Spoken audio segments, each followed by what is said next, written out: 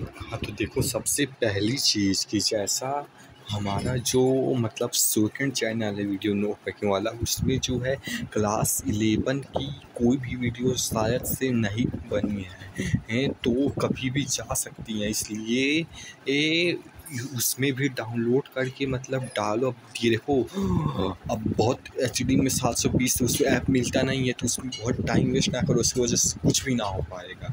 इसलिए 360 में online video से डाउनलोड करके उसमें डालो। और सबसे पहले तो बायो का डालो, क्योंकि सबसे ज़रूरी वो है, बस यही है कि उसमें भी अब जब भी कभी टाइम मिले, जैसे कभी कभी मिल जाता आधा एक घंटा, तब सोचते हैं कि क्या किया जाए तो समय ये करना, बस यही है। और देखो आज का जो चीज़ है तो कोऑर्डिनेशन नंबर, तो total number of lone pair donated to central atom, यानी कि जैसा कि हमारा ये होता था ब्रैकेट के अंदर, यहाँ पे जो है सेंट्रल एटम होता था ना, यहाँ पे सेंट्रल एटम था, और जो है यहाँ पे लिगेंड होता था, एक दो कितना भी हो सकता है। तो वो जो लिगेंड है जिस पे लॉन पेयर होता है, वो हमारे इस सेंट्रल एटम को जो जितना मतलब कि भाई कि total number of lone pair donated to central atom. देखो जनरली तो मोनोडाइंटेट पता नहीं जो भी था उसी से मतलब चीज़ें हो जाती हैं। अभी आएंगे उस पर भी दिखाएंगे कि मतलब एक तो वो डेफिनेशन है, और एक डेफिनेशन ये भी है कि सेंट्रल एटम के पास कितने जो है एटम अटैच हैं, यानी जो सेंट्रल एटम है जैसे अभी बताए थे उससे कितने एटम अटैच हैं लिगेंड के, जो लिगेंड है उससे कितने सेंट्रल एटम अटैच है। लेकिन ये जनरली थोड़ा गलत हो जाता है डेफिनेशन, मोनोडाइंटेट के केस में केवल सही होता है, तो नहीं उस और सब में होता है, लेकिन जनरली मोनोडाइंटेट में होता है, तो वो सब छोड़ो।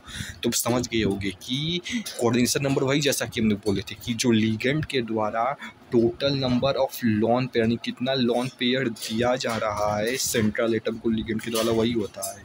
तो देखो जैसा कि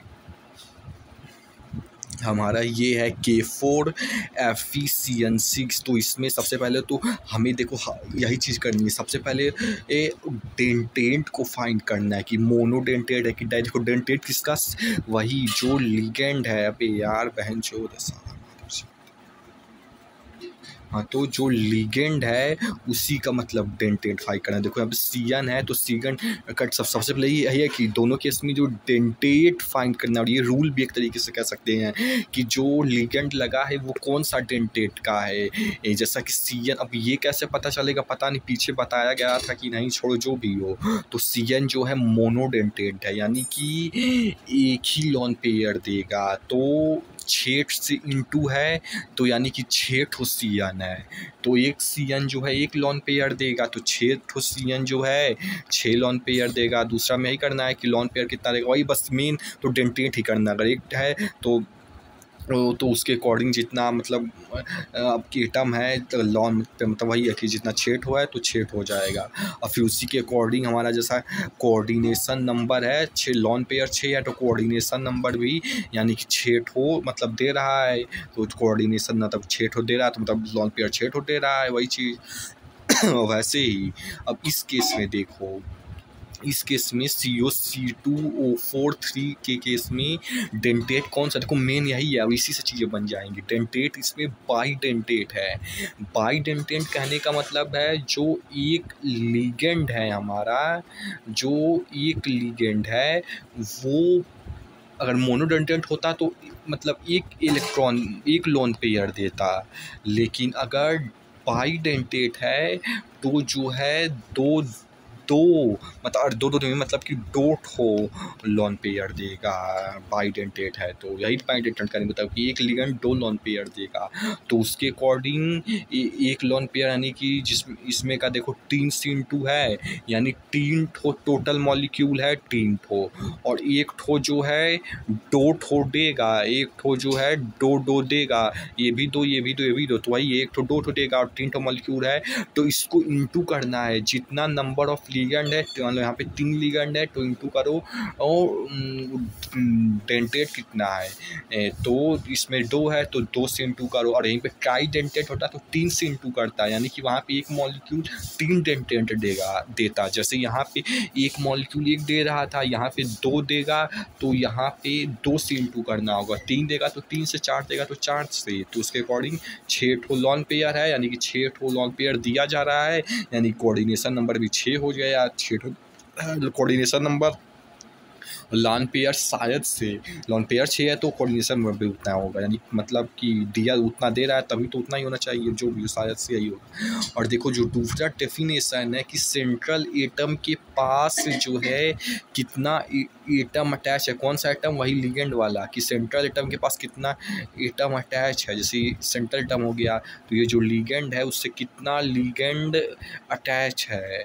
तो देखो जैसा कि ये देखो मोनोडेंटेट में तो सही होगा ही, पाईडेंट में डेंटेट में अगर स्ट्रक्चर बना के देखो तो शायद से सही होगा। देखो अभी एनर्जी डाउन हो गई इसीलिए सही से एक्सप्लेन नहीं कर पा रहा हूँ, क्योंकि बहुत देर से पढ़ा हूँ, लेकिन फिर भी कोशिश पूरी रहेगी। तो देखो जैसा कि वही वाला स्ट्रक्चर ड्रॉ कर रहे हैं, देखो ध्यान से, जैसा कि इस स्ट्रक्चर में देखो तो CO यानी CO,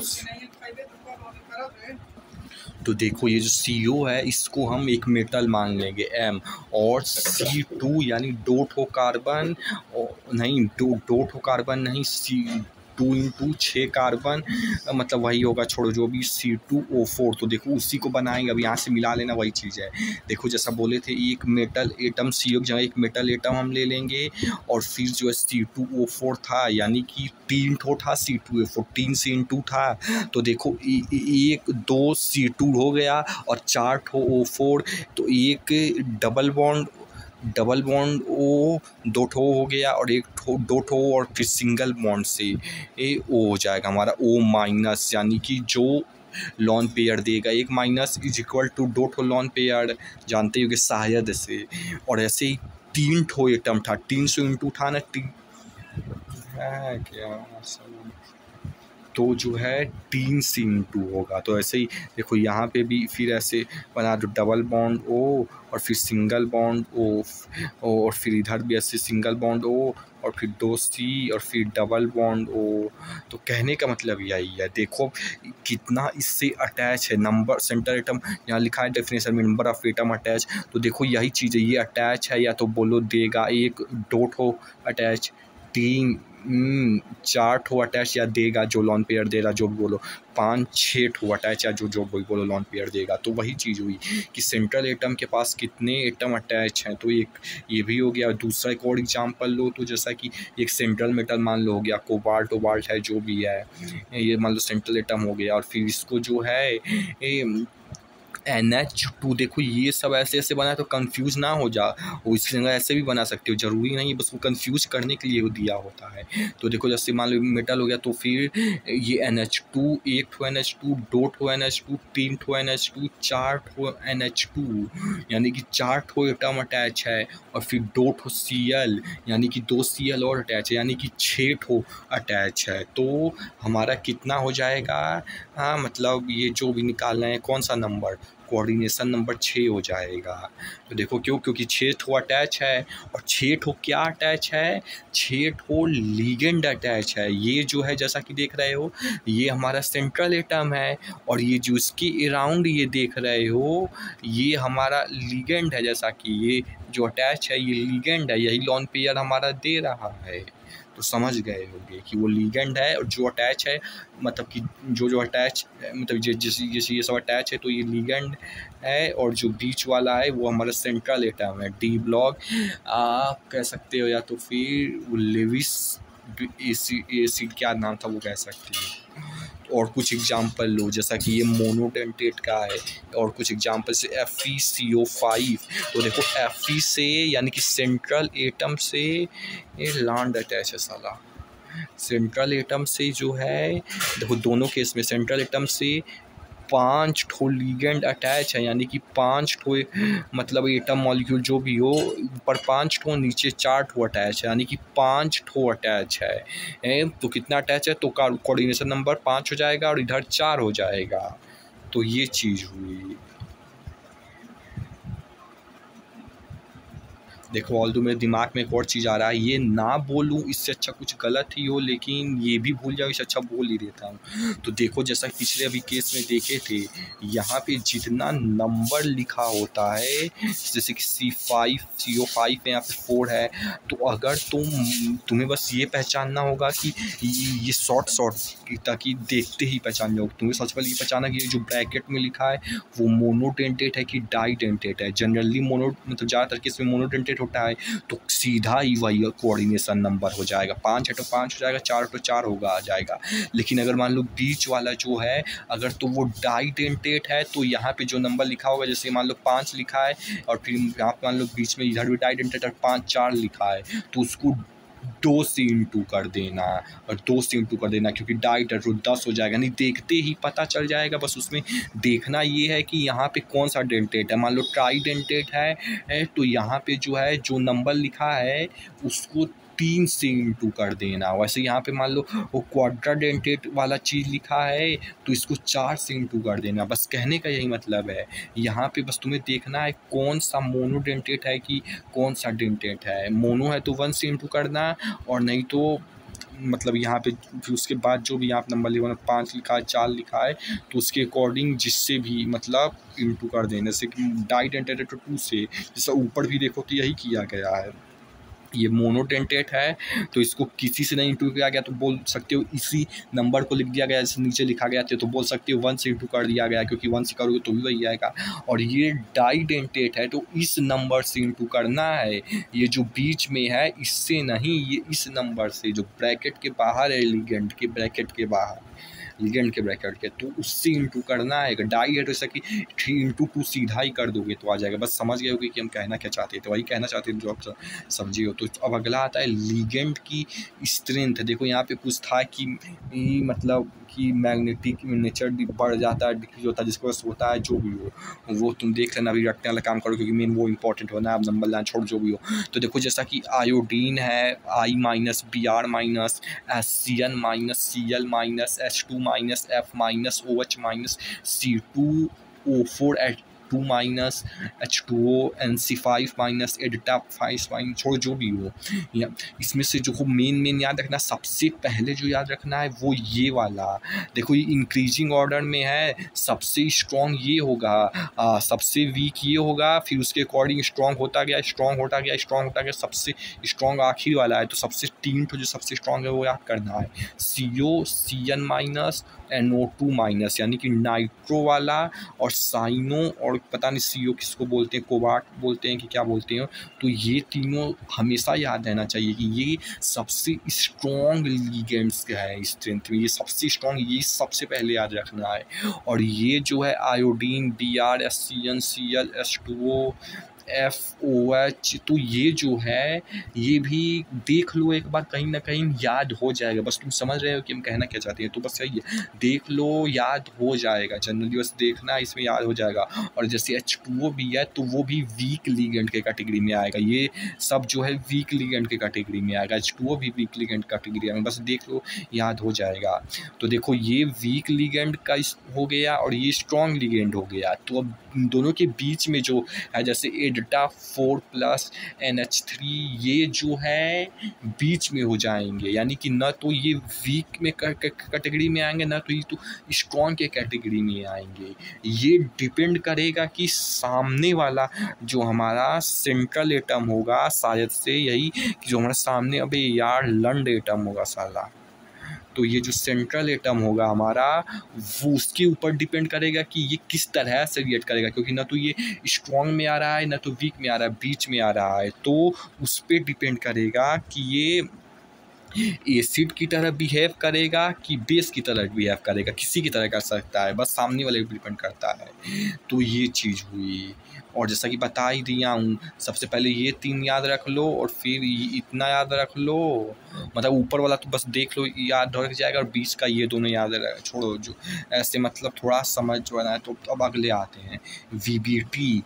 देखो सबसे पहले वैलेंस बॉन्ड थ्योरी क्या बताता है, ये हमें हाइब्रिडाइजेशन बताता है कि sp2 हाइब्रिडाइज है कि sp3 हाइब्रिडाइज है, और उसके अकॉर्डिंग शेप बताता है कि लीनियर है कि ट्राइगोनल प्लेनर है, तो सबसे पहले तो इसी शुरुआत करते हैं। जैसा तुम पहले पढ़े थे कि जैसे अगर SP, अबे यार लांड पढ़े थे साला, देखो SP3 है तो इसको जोड़ दिया जाता है। देखो S एक ठो है तो एक ये हुआ, और P 3 ठो है तो 3 ये हुआ, यानी कि 4 ठो। यानी कि जब 4 ठो हमारा कोऑर्डिनेशन नंबर होगा तो SP2 इसी के अकॉर्डिंग SP3 तक होगा ये बस केवल। फिर SP2 पे भी हो जाएगा, यानी 1 + 2 = 3, और फिर SP पे भी हो जाएगा, यानी कि 1 + 1 = 2। तुम समझ रहे हो कहना क्या चाहते हैं? तो उसके अकॉर्डिंग जो है हमारा सिंपली बन जाएगा।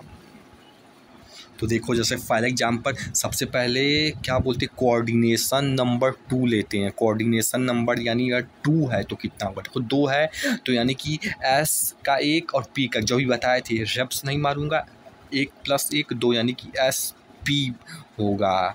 और देखो डोट हो है क्योंकि इसीलिए डोट हो बॉक्स बनेगा। जितना कोऑर्डिनेशन नंबर होगा उतना बॉक्स बनेगा। 3 होगा तो 3 बॉक्स बनेगा, और SP2 लिखाएगा तीनों में, SP2 2 1 3। तो देखो ये चीज़ हुई, SP बना।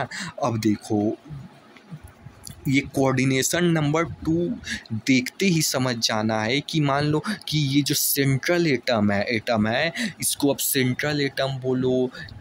ध्यान से ये चीज़ सुनना है, ये चीज़ सब में रिपीट होगी।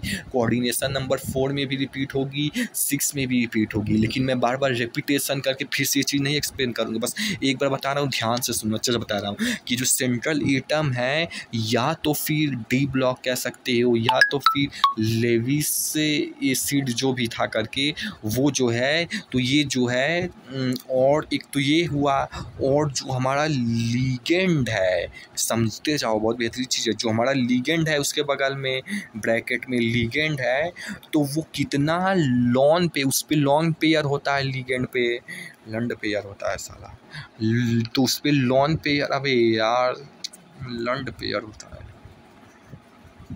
अबे हट बे बहन। तो उस पर जो हमारा लॉन पेयर होता है, जैसे कि कोऑर्डिनेशन, अरे यार जो कोऑर्डिनेशन नंबर 2 है तो यानी कि डोट हो लॉन पेयर होगा। इसका ये मतलब होता है कि हमारे जो लीगेंड है उस पर 2 लॉन पेयर होगा, और वो दोनों लॉन पेयर जो है सेंट्रल एटम को दिया जा रहा है।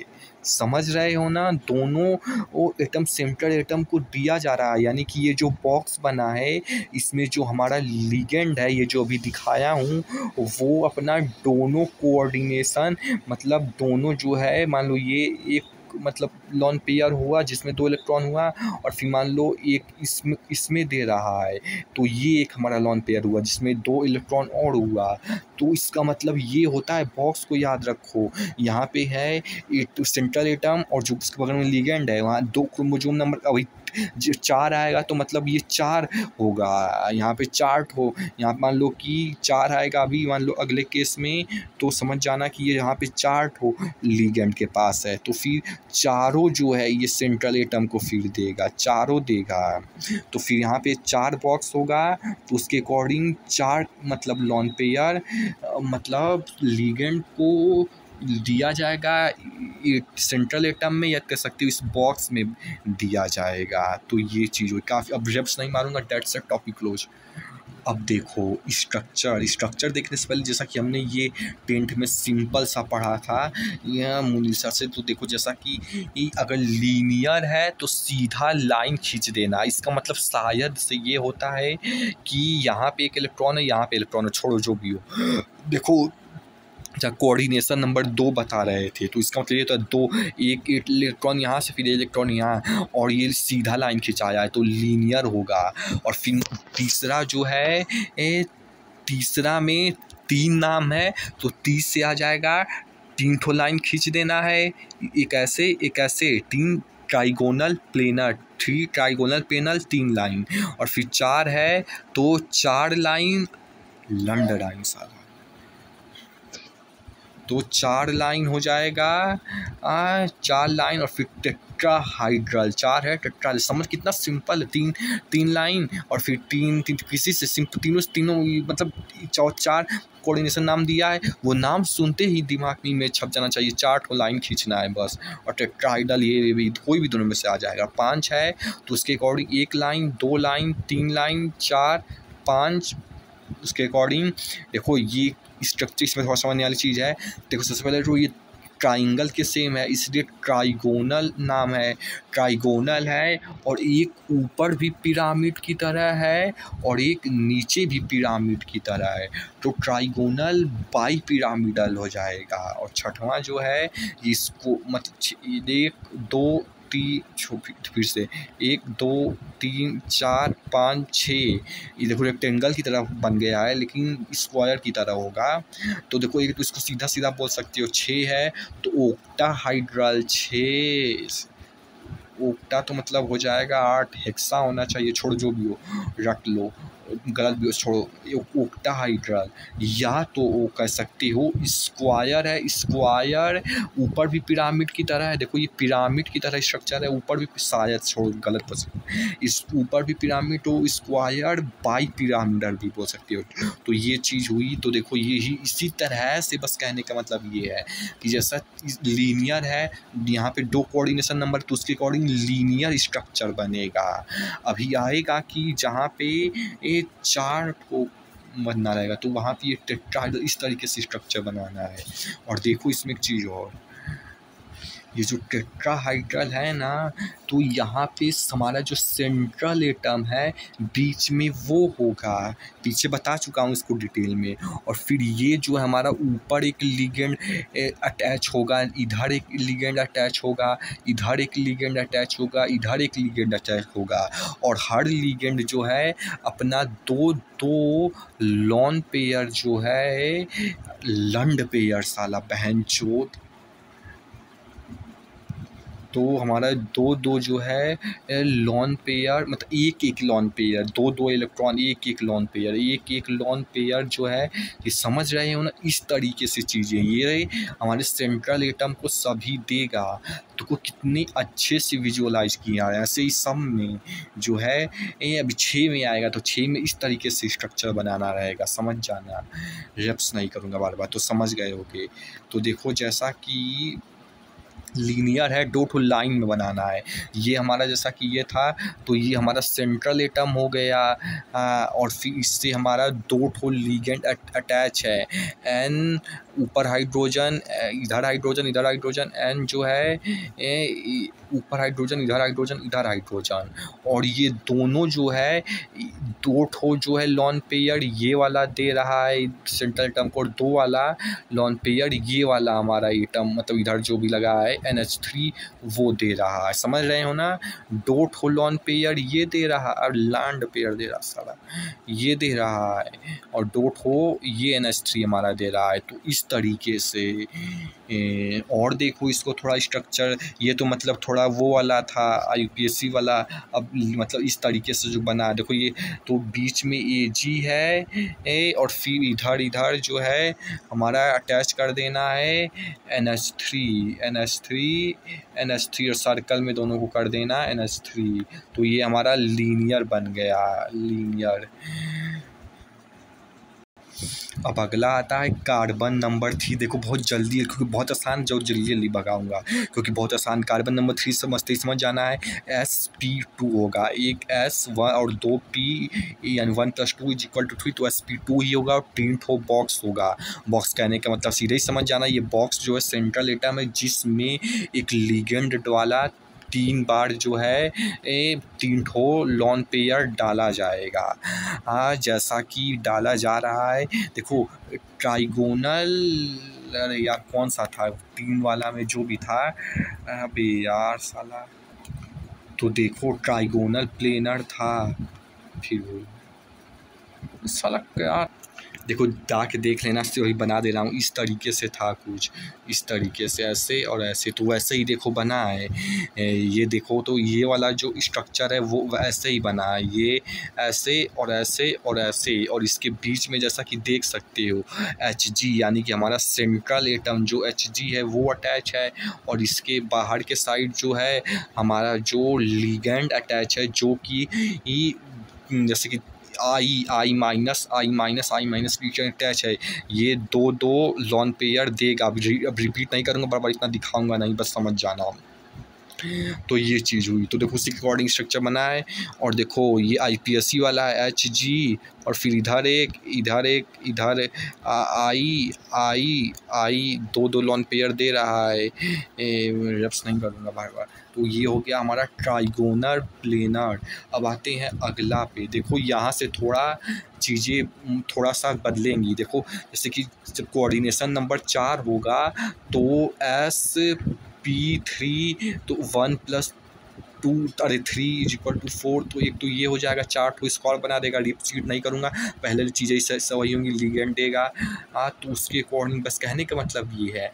SP3 मतलब कि ये जो है वीक लिगेंड में होगा। अब यहाँ से 2 केस आएगा, वीक लिगेंड में अलग डायग्राम होगा, स्ट्रॉन्ग लिगेंड में अलग मतलब चीज़ें होंगी। थोड़ा तो स्ट्रॉन्ग और वीक के अकॉर्डिंग क्लासिफाइड हो जाएंगे। पिछला वाला स्ट्रॉन्ग वीक एक ही था, मतलब उसमें वो सब नहीं झंझट था। तो ये वीक लिगेंड है ये वाला, तो वीक लिगेंड है। तो मतलब कि SP3 जब मतलब कि जब वीक लिगेंड होगा तो SP3 वाला पे, या पता नहीं जब वीक लिगेंड होगा तो SP3 वाला डालना है, या तो SP3 वाला होगा तो लिगेंड डालना हो, छोड़ो जो भी हो। तो हमारा जो है 4 का होता है स्ट्रक्चर टेट्राहाइड्रल। इस तरीके से था, ऐसा बताए थे। बीच में सेंटर पे हो जाएगा, और यहाँ पे लिगेंड, यहाँ पे लिगेंड, यहाँ पे लिगेंड, यहाँ पे लिगेंड, और यहाँ अपना दो लॉन पेयर जो है इस सेंटर टर्म देगा सभी। अब बार बार रिपीट नहीं करूँगा। तो उसके अकॉर्डिंग जैसा कि देख सकते हो ये हमारा उसी तरीके से स्ट्रक्चर है टेट्राहाइड्रल। एक ऊपर, एक इधर, एक इधर, एक इधर। इसमें देख सकते हो थोड़ा गलत डायग्राम बन गया है, लेकिन बना हो रहेगा ऐसे ही इस तरीके से। तो इस तरीके से वही चीज़ बनी है।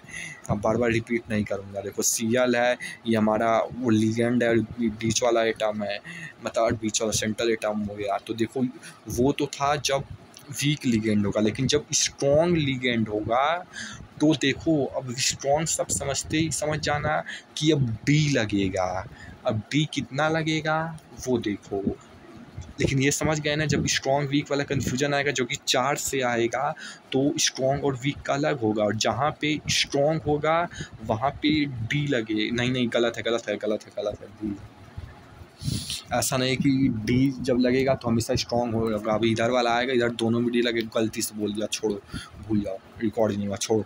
तो ये DSP2 देखो, इसमें से एक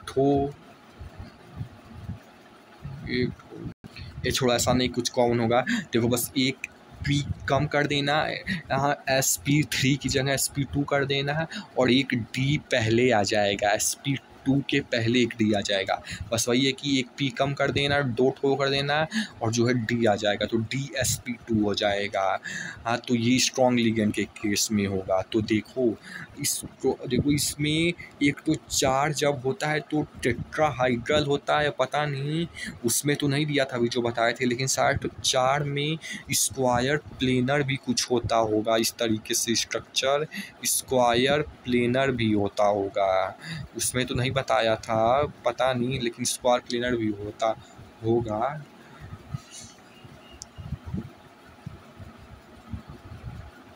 वैसे साला हो। तो भाई हमारा ये बीच का बार बार रिपीट नहीं करूँगा, बीच का भाई सेंट्रल एटम है, रिपीट का डाउन नहीं करूँगा, छोड़ो। अब आता है जब कोऑर्डिनेशन नंबर 6 रहेगा, तो जब 6 रहेगा तो देखो सबसे पहले तो 6 वाले में SP3 इतना फुल होता है। सबसे पहले देखो ये SP क्या है, शायद से हम भूल गए हैं, लेकिन ये जो 11 का एटम्स एंड मॉलिक्यूल वाला जो चैप्टर था उसी में था। शायद से ये जो ऑर्बिटल होता है ये पहला S ऑर्बिटल होता है, ए, फिर दूसरा पी होता है, फिर तीसरा शायद से डी होता है, पता नहीं। ये था कि मतलब पहला के होता है, दूसरा एल होता है, तीसरा एम होता है, और इसके अंदर जो है जैसे कि के अंदर एस होता है शायद से, और फिर अरे यार ये है ना के, तो यहाँ पे एस होगा, और फिर इसमें जो है एस के साथ साथ पी भी होगा एल में, और फिर एम में ऐसा ही कुछ था, पता नहीं यही कुछ होता है, एस पी और डी भी होता है, ऐसा ही कुछ था। तो जैसा भी सही याद है, फ्यूचर में कुछ ना कुछ जुगाड़ लगाया जाएगा। तो देखो वीक लिगेंड के केस में ये sp3 ही मतलब एक पूरा भर देना है, फिर उसके बाद 6 ठो है, 4 पूरा हो गया तो डी डॉट हो चाहिए, तो sp3d2 वीक लिगेंड में केस में जब डी आखिर में लगेगा।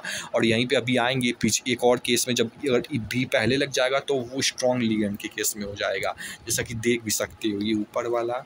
अगर डी पहले लग गया sp3 के तो डी नहीं डी2, तो डी2 तो वो स्ट्रॉन्ग लिगेंड के केस में हो जाएगा। और स्ट्रक्चर जो है सेम ही होगा, जैसा कि हम मतलब देखे भी थे ओक्टाहाइड्रल, जो कि कुछ इस तरीके से था। ओक्टाहाइड्रल कर सकते हैं स्क्वायर बाई पिरामिडल। तो देखो ये स्ट्रक्चर तो कुछ इस तरीके से नहीं दिख रहा है, इसमें तो सिंपली ही बीच में सेंट्रल एटम अटैच किया गया, और फिर 4 8 1 2 3 4 5 6 ठो इस तरीके से अटैच कर दिया गया 6 हो। तो उस तरीके से नहीं बताया, छोड़ो जो भी हो, ये हमारा लिगेंड है जैसा कि जानते ही होगे, और जो बीच में है वो हमारा सेंट्रल एटम है, वैसे ही ये वाला भी उसी तरीके से स्ट्रक्चर है। देखो अभी तक जितनी भी चीज़ें बताई उसको हम समअप कर देते हैं एक चीज, मतलब छोटे से स्पेस में, और वो है कि बस इतने से स्पेस में उसको ख़त्म कर देते हैं। तो देखो जब देखो एक नंबर ऑफ लिगेंड, एक पहली चीज़ ये हुई, दूसरी कि वो लिगेंड जो है वो स्ट्रॉन्ग है कि बेस वीक है कि स्ट्रॉन्ग है, और तीसरा नंबर ऑफ लिगेंड के अकॉर्डिंग से पता ही चल जाएगा। बस इसमें नंबर ऑफ लिगेंड और वीक है कि स्ट्रॉन्ग, इसमें थोड़ा दिमाग लगाना पड़ेगा। तो देखो जैसे कि नंबर ऑफ लिगेंड जो है अगर 2 है यानी कोऑर्डिनेशन कंपाउंड, अरे नंबर 2 है, कोऑर्डिनेशन नंबर 2 है, तो नंबर ऑफ लिगेंड भी 2 होगा। देखो सही से भी दिमाग काम नहीं कर रहा है, लेकिन सिंपल सा है तो कुछ दिमाग लगाना नहीं है ज़्यादा। तो देखो ये थोड़ा कुछ गड़बड़ होता है। देखो जब 2 होगा तो हमारा लीनियर देखो लिखा है linear 2 S1 P1 S1 P1, तो हमारा हो जाएगा डॉट हो, समझ रहे हो ना। और 3 है तो हमारा S1 P डॉट हो, 1 + 2 3, तो sp2 हो जाएगा। और उसके अकॉर्डिंग हमारा ट्राइगोनल प्लेनर स्ट्रक्चर हो जाएगा। और 4 है तो अरे सबसे पहले तो S1 P3 1 + 3 4, तो हमारा जो है 4 ठो हो जाएगा sp, मतलब कि 4 हो जाएगा हमारा sp3 से। तो उसके अकॉर्डिंग स्ट्रक्चर जो है टेट्राहाइड्रल हो जाएगा, हमारा टेट्राहाइड्रल स्ट्रक्चर हो जाएगा। और अब आता है ये चौथा में तब sp3 जब वीक होगा, वीक लिगेंड के केस में। देखो अब 4 से ये भी जुड़ा हैगा, वीक है कि स्ट्रॉन्ग है, वीक है तो टेट्राहाइड्रल, अगर तो स्ट्रॉन्ग है, स्ट्रॉन्ग लिगेंड है तो DsP2 डी भी लग जाएगा और एक पी कम हो जाएगा, तो उसके अकॉर्डिंग स्क्वायर प्लेनर बनेगा। और जो है ओक्टाहाइड्रल है तो देखो सबसे पहले sp3 पूरा हो जाएगा 4 ठो, और 2 ठो बचा है तो D2 लगा दो, अगर बाद में लगेगा तो वीक होगा। देखो इसको इस तरीके से भी याद कर सकते हो कि कमज़ोर लोग मतलब हमेशा पीछे होते हैं, बाद से आते हैं। जैसे कि मान लो स्कूल अगर कहीं भी जाएंगे तो देर से जाएंगे, बाद से जाएंगे, तो पीछे मतलब रहते हैं तो पीछे लगेगा, तो वीक इस तरीके से भी याद कर सकते हो, मतलब याद नहीं करना पड़ेगा इस तरीके से। तो अब आता है, और स्ट्रॉन्ग लोग हमेशा आगे रहते हैं तो ये आगे रहेगा D2sp3। और इसका स्ट्रक्चर ओक्टाहाइड्रल कर सकते हो, वो स्क्वायर बाई पिरामिडल होता है। बना तो इस तरीके से था, पता नहीं क्यों, जो इसलिए भी बनाओ छोड़ो। तो ये चीज़ थी वीबीटी और लिगेंड स्ट्रेंथ और कोऑर्डिनेशन नंबर। देखो ये पिछले कार्ड जो पिछला चैप्टर था 11th में, इसी जंग कॉम्पाउंड प्लान क्या नाम था, उससे ये पता नहीं क्यों बहुत आसान है, पता नहीं क्यों।